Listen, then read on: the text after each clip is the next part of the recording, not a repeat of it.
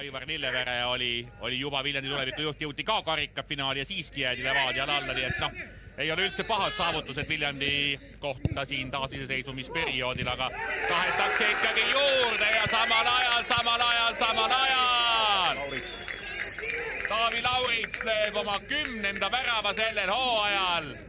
Ja oi, kui magus oli ja nüüd see mäng võtab teise ilme ja mängitud oli hästi ja realiseeritud priimalt.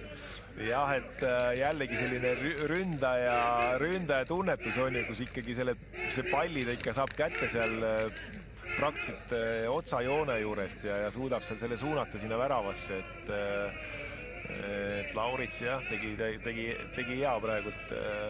Algus ta oli samuti, oli 4 mängu, 4 väravat vist või rohkem isegi. Ja Pärnu tõuseb kaos, Könnige. Ja pall läheb värava peale. Oli seevast pauk! Laurits 11.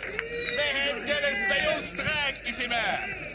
Ja kõigepealt see pass värava ette ja siis tuleb selline kuul sealt 5 kasti joone peal. Ja see ei olnudki ju sööt, see tegelikult läks kaitse seljast, oli selline rikošett oli ja väravaht jäi ootama ja Laurits jälle õigel ajal õiges kohas sai sisse joostud sinna. Nii et 2-0 Pärnule ja see on juba lubab. Alla veerand tunni. Viljandil veel aega, et natukene kohendada.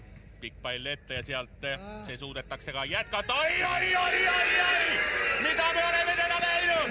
Ja Ilves paneb sellise värava vastu! See oli ilusti löödud. See oli ilusti mängitud.